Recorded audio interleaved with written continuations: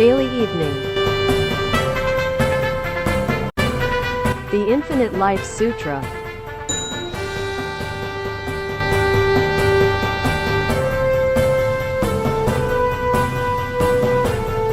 From chapter 32 to 37.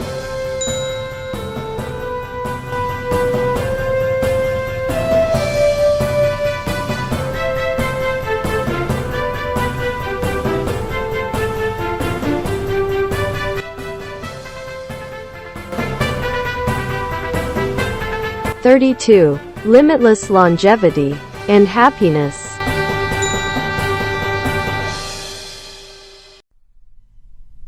The Buddha proclaimed to Maitreya Bodhisattva and the heavenly and human beings present. Inexpressible are the virtues and wisdom of the Sravakas and Bodhisattvas of the land of Amitayus. His land is wondrous and peaceful, pure and full of joy. Why then do you not strive to do good and be naturally placed upon the path of mindfulness? Coming and going, making offerings, gaining insight from the sutras, following the way, delighting in persistent cultivation, able, valiant, wise, with minds that do not deviate, determined, never slacking. On the outside unhurried, on the inside charging forward, capacious as the void reaching its center. The outer and inner are in harmony, and in order, as a matter of course, when one is self-restrained, and upright mind and body are immaculate. Without craving and greed, one's vows remain unshaken, without increase or decrease. Seeking the way, in harmony with what is right, never turning toward heresy. Acting in accordance with the sutras, complying with instruction, never daring to overstep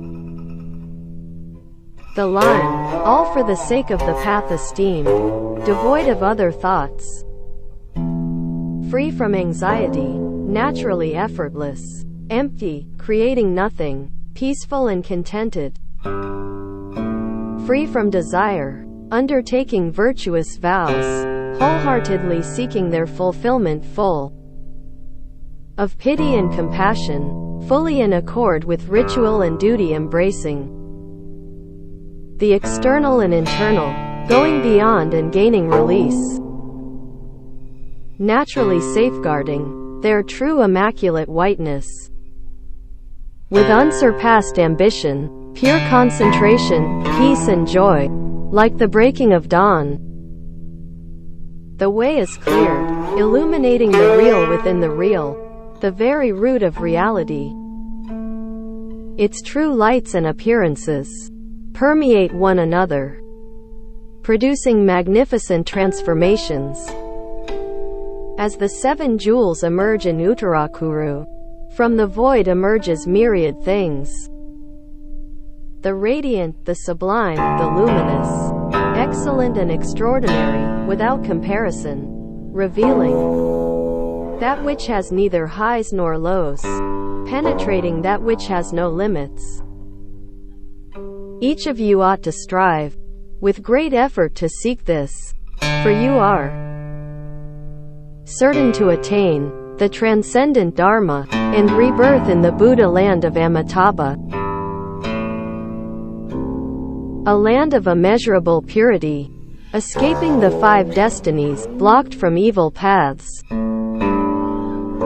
The path supreme and limitless is easy to reach, but there are none, not because people are contrary to this land, but because their nature drags them from it. Cast aside ambition, and be like the void. Strive in seeking the way and its power. Obtain life of utmost longevity, and happiness without limit. Why cling to worldly things, fighting and fussing over that which is fleeting? 33. Encouraging words, spurring advancement.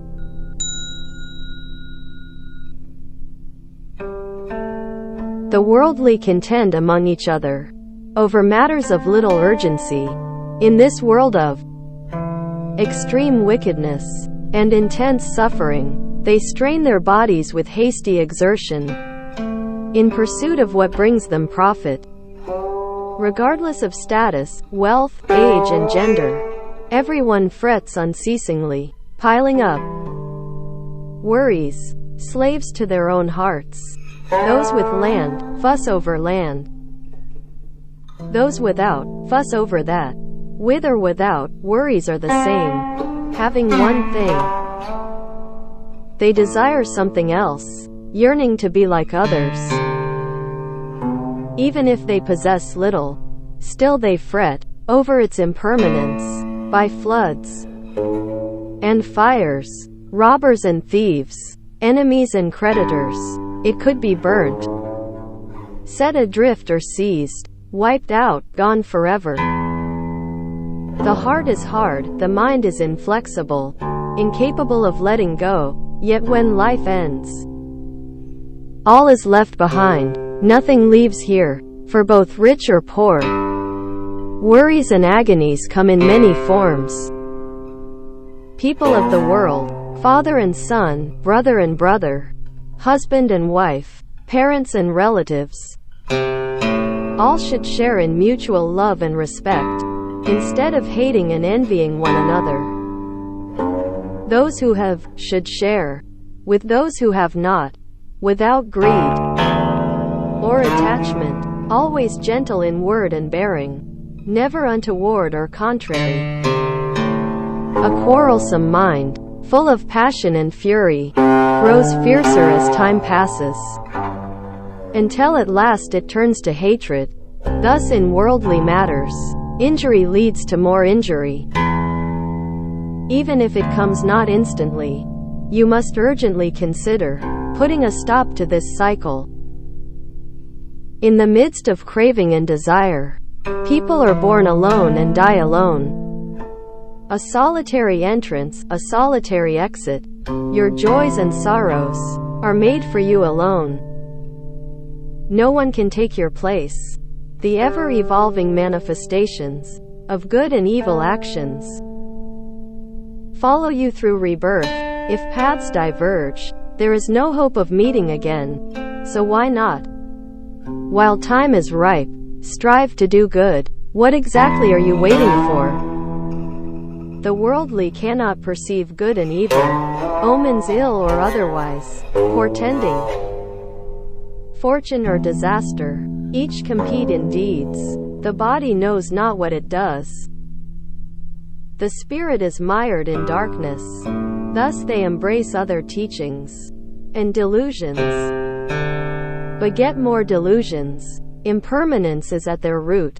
Enveloped in darkness, they are in denial, with no faith in the Dharma, lacking foresight, chasing pleasure, led astray by enmity, coveting material wealth and beautiful things, all their lives without rest. What a pity! Their ancestors were evil, thus they fail to recognize the way and its power. For none have told them. For this they can hardly be blamed. The rebirth destinies, the good and evil paths, in this they have no faith. They say, no such thing exists, but what they see of others, they shall soon see for themselves. Fathers weeping over sons, sons weeping over fathers, brother and brother, husband and wife, weep and shed tears for one another, passing away and being reborn, longing for one another, bound by worry and attachment, no time to attain release. With love and affection, they remain stuck to desire, incapable of deep contemplation.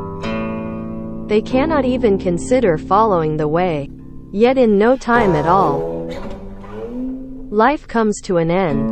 From this there is no escape.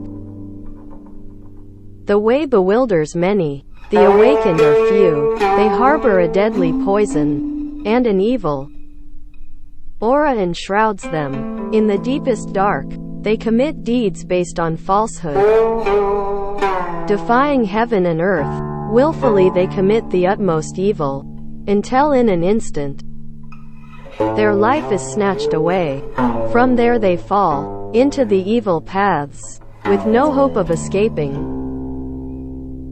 You must consider casting evil aside, and choosing what is good and practicing it. For the things you crave and desire, the glorious, the beautiful, cannot be preserved forever. They all shall vanish, in that you will find no pleasure.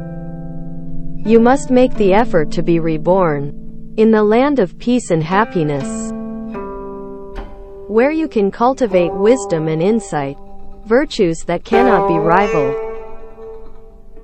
Do not fall prey to your desires. Do not betray the teachings and rules, lest you fall behind the progress of others.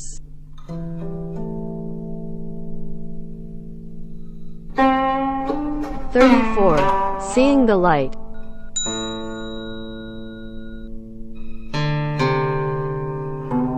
Maitreya addressed the Buddha. The Buddha speaks of the teachings and precepts with such depth and brilliance. We are all enveloped in his compassion and beneficence, liberated from worry and pain. The Buddha is the Dharma king, preeminent among nobles, with a radiance that illuminates and penetrates limitless depths. The Buddha is master of every heavenly and human being, and today we meet him and hear his teaching of infinite life. Every one of us is filled with joy. Our minds have seen the light. The Buddha proclaimed to Maitreya. Reverence shown to Buddhas. This is the greatest good. Truly you must practice Buddha mindfulness, and put an end to doubts. Uproot all cravings, and block all sources of evil, so you can wander freely through the three realms, without entanglements, opening in, revealing the path that is true, and saving those yet unsaved. You must understand that people in the 10 directions have, for endless eons, gone back and forth between the 5 paths, their anxiety and suffering never ending. They suffer when born, they suffer when old, they suffer intensely in sickness, they suffer intensely in death. Foul-smelling and defiled, in this there is no happiness. Therefore you must resolve to cleanse your mind of impurity, to speak and act with faith and devotion, with the outer and inner in perfect harmony.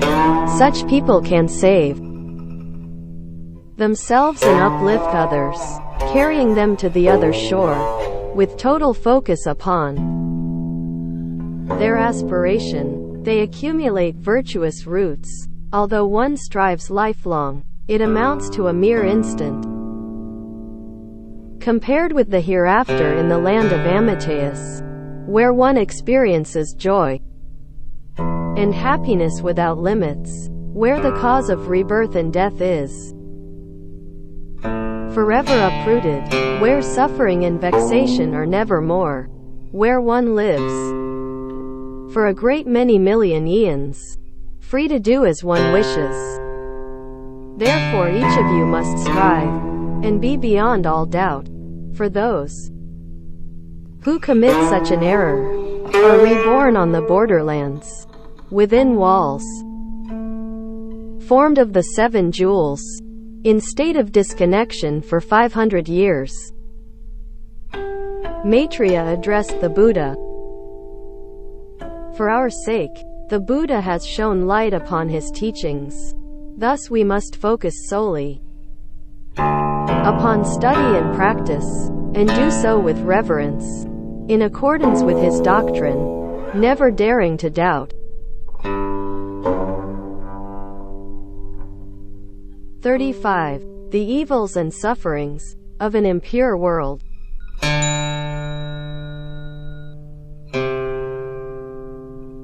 the Buddha proclaimed to Maitreya. In this world, to be capable of rectifying your mind and doing no evil is truly the greatest virtue. Why is this so? In all worlds in the 10 directions, good is abundant, evil is scarce.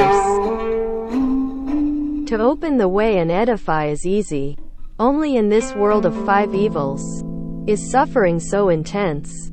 I now serve here as Buddha, to instruct and edify all living beings, to help them abandon the 5 evils, to depart from the 5 agonies, to detach from the 5 burnings, to subdue and reform their thinking, to make them embrace the 5 goods, and acquire their merits and virtues. What are these 5? The first, every kind of being in the world wishes to commit many evils to do others harm. The strong oppresses the weak, and in turn is oppressed by those even stronger. They hurt, they injure, they wound, they kill, they devour one another. They do not know how to be good.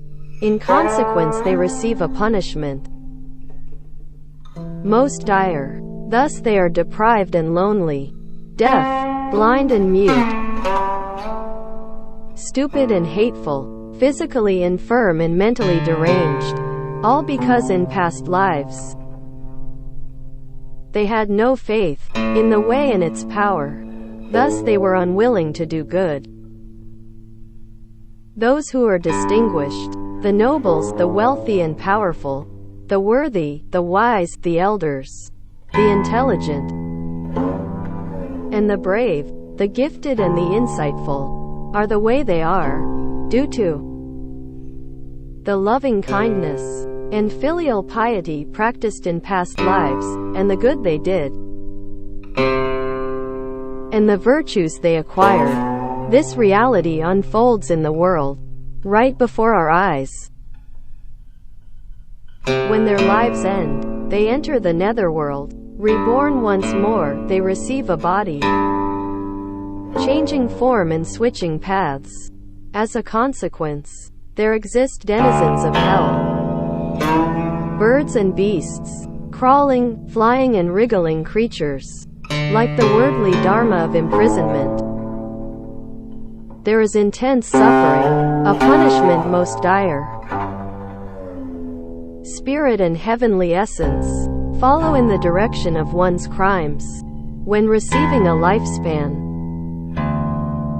Short or long, they go along together and are reborn together, where retribution leads to further retribution.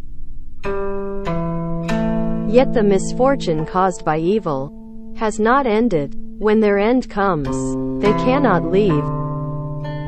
To and fro they pass within these paths, for eon after eon. Exit is impossible, salvation is impossible, an unspeakable sadness. Between heaven and earth, it is naturally this way. Even if retribution comes not instantly, good and evil deeds will return to the doer. The second, people of the world are contrary to the Dharma and the precepts. They are profligate and dissolute, arrogant and reckless. They indulge themselves in whatever takes their fancy, occupying high rank but lacking wisdom, possessing authority but lacking uprightness. They entrap others with false allegations, bringing woe to the good and loyal. What they think and what they say are not the same. They use every kind of trickery and falsehood. People noble and lowly, both here and overseas, cheat and deceive each other due to ill will and ignorance. They desire to enrich themselves, always craving more. Gains and losses result in rage and animosity, destroying families and causing death. Heedless of the consequences, The rich are miserly, unwilling to give, clinging to desire, weighed down by greed. The heart is vexed, the body suffers. Thus they are until their end. In the hereafter nothing comes with them, but good and evil deeds. The weal and woe they have created follows them through rebirth, to a joyful place, or one of bitter suffering. Moreover, when they see one who does good, they despise them, they speak ill of them. They do not think of emulating them, and measuring up to them. Perpetually they think of taking what is not theirs, wishing to take advantage of others, to benefit themselves. And when all is gone, they do it again to someone else. The divinities take note of this, and so, in the end, they enter the evil destinies, as a matter of course upon the three paths of infinite troubles. To and fro they pass, for eon after eon. Exit is impossible, an unspeakable sadness. The third, people of the world, are reliant on each other. In their short lives, lacking goodness, are those, neither upright in body nor mind, perpetually full of wickedness, perpetually full of illicit thoughts, anxiety and vexation. Their perverse frame of mind reveals itself visibly. They squander their family's wealth. They engage in illegal affairs, averse to that which they ought seek. Moreover, some of them get together. They start wars and fight each other. They assault and they pillage. They wound and they slaughter. They intimidate and they take by force. And what they have taken, they give to wives and children. They exhaust themselves in making merry. Thus the masses feel hatred for them, resulting in misery and suffering. Such evil is apparent to both man and spirit. The divinities take note, so naturally they enter the evil paths of infinite suffering and vexation. To and fro they pass, for eon after eon. Exit is impossible, an unspeakable sadness. The fourth, people of the world, never think of doing good. They use double talk and malicious words. They tell lies and use artful language. They despise and envy the good. They destroy the worthy and wise. They disobey mother and father. They pay no heed to elders and teachers. There is no trust between friends. Seldom are they honest. They glorify themselves and claim to possess the way. They act like tyrants, with no respect for others. Yet they want to be admired. They feel no shame. They can neither be taught nor tamed, ever full of pride. Yet they rely upon past lives, protected by the fortune and virtues there accrued. They do evil in this life, until their fortune runs dry, and their life expires thereupon. They are surrounded, confronted by their evil deeds. Moreover, in the book of names, they are recorded by divinities. They are drawn toward calamity with no way of escaping. Instead they must advance, and enter the boiling cauldron, where mind and body are dashed to pieces. The most intense suffering of consciousness and form. At this point, repentance has come too late. The fifth, people of the world, are wavering and hesitant, indolent and apathetic. They are unwilling to do good, or discipline themselves, and pursue a vocation. They turn their backs on and disobey the instruction of their parents, treating them like enemies. Their parents would have been better off had they never been born. They betray their kindness. They fail in their duties, in no way returning what they owe. Dissolute and self-indulgent, drunkards and gluttons, boorish and belligerent, insensible to human feeling, unprincipled and uncivilized, no admonishment can help in making them see the light. They spare no thought for the material well-being of family and friends. Never do they consider the kindness of their parents. Never are they mindful of their duty to friends and teachers. From their minds, mouths and bodies, not the slightest good emerges. In the Buddha's teachings, they have no faith. In rebirth, in good and evil, they have no faith. They desire to harm the worthy, to create disorder within the Samga, witless and benighted. They believe themselves wise. They know not where they came from in birth, nor where they are heading in death. They are unkind and intractable, yet they yearn for longevity of the things they have been taught. With great loving kindness, they are unwilling to believe of the things they have been told. At painstaking effort, to them it has no benefit. Their hearts are sealed, their minds are closed to understanding. At the time ordained, their end shall come. Feeling remorse and fright, they did no good ahead of time, and only now do. They repent.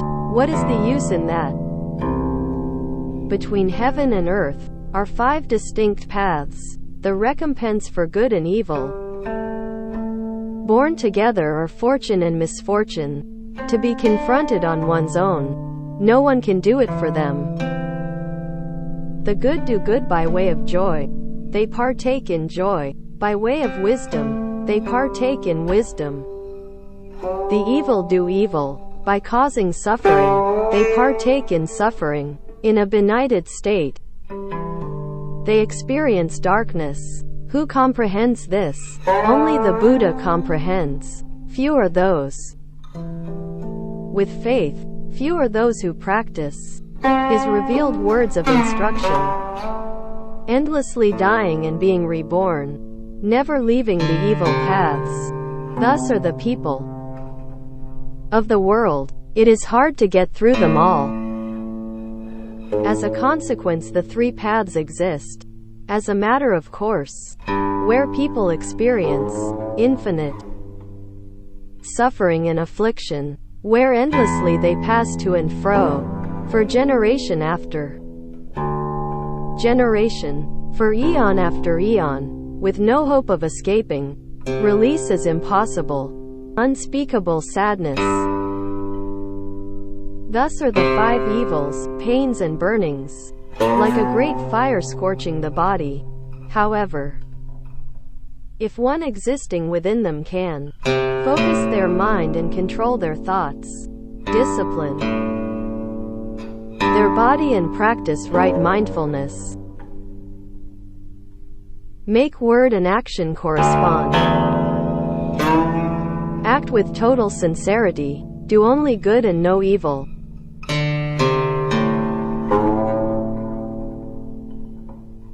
36. Repeated instruction, an exhortation.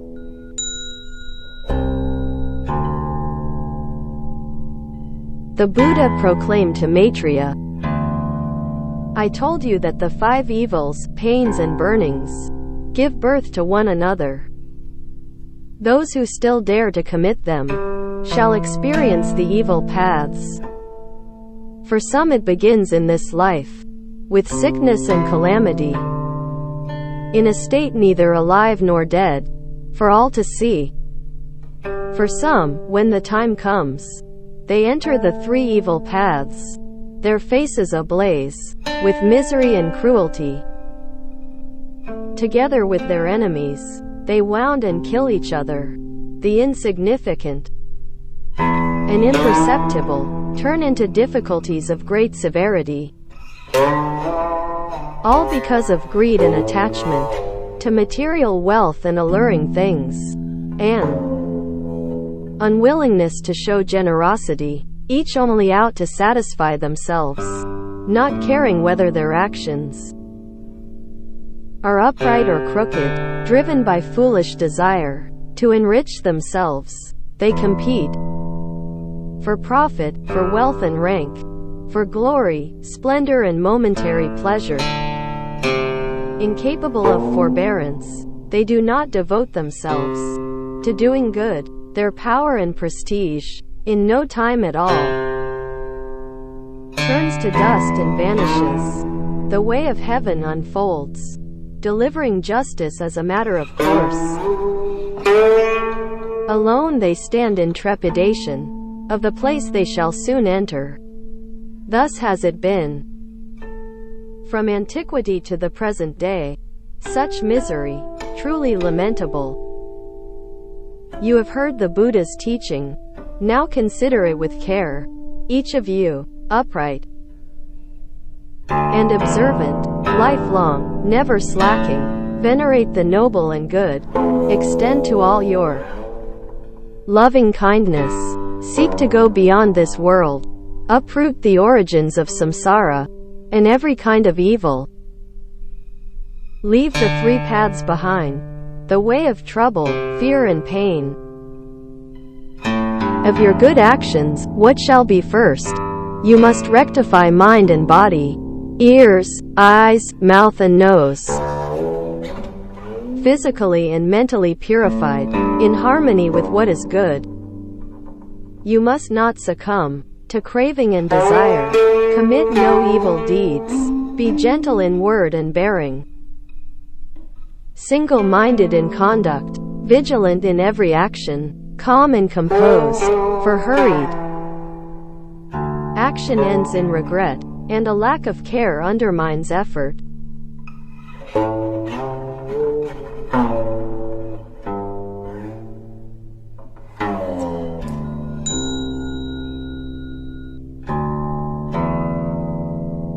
You must extensively cultivate virtuous roots. You must not transgress the prohibitions of the way. To have patience and effort, a heart of loving kindness, singly focused, purified by the precepts. For 1 day and 1 night surpasses 100 years of good deeds in the land of Amateus. Why is this so? Because this Buddha land possesses every accumulated virtue, every good, not a single iota of evil. To do good here, for 10 days and nights, surpasses 1,000 years of good deeds in other Buddha lands. Why is this so? In other Buddha lands, people naturally possess blessings and virtues. For them, there is no situation where evil can be committed. Only in this world of little good and abundant evil, where bitterness is swallowed and poison eaten, is there never a taste of tranquility. I have pity for you all, and so I take great pains in instructing through analogy and imparting the Dharma for all to uphold and consider and reverently practice. Senior and junior, male and female, loved ones and friends, imparting to each other the words of instruction, cautious and restrained in bearing, in harmony with what is right and true, cheerful in their filial devotion. When they transgress in their deeds, they admit their own error. They leave behind evil and head toward the good hearing. Admonishment at dawn, they have rectified by dusk, holding fast to the teachings and precepts. Like a poor man given precious jewels, amend past errors and cultivate for the future. Cleanse your mind, make a change in behavior, and nature yields in response. All that is desired shall be obtained. where the Buddha's words are put into effect. In cities and villages, none are not edified. Everything under heaven is in harmony. The sun and moon are bright and clear. Wind and rain come at the right season. Disasters and plagues never arise. Countries flourish, the people are at peace. Weapons are obsolete. Virtue and fellow feeling are exalted. Courtesy is practiced by all. The land is free of robbers and thieves, free of all injustice. The strong oppress not the weak, and each person gets their due. I have pity for you all, surpassing the fondness parents have for their children. In this world I serve as Buddha, curing evil with goodness, uprooting the misery of rebirth and death, leading all to acquire the 5 virtues, and ascend to the ease of the non-conditioned. After my final nirvana, the way of my teachings shall gradually vanish. The people will be false. They will be flatterers. Once again they will do evil. The 5 burnings and pains in the future will exacerbate. Therefore you must impart to one another the teachings and precepts, live in accordance with the Buddha's Dharma, never transgressing it. Maitreya Bodhisattva, with palms together, addressed the Buddha. Such are the evils and sufferings of the people of the world. Just so, just so. The Buddha has compassion for all, and all shall he save. I have received the Buddha's repeated instruction this. I dare neither transgress nor disregard.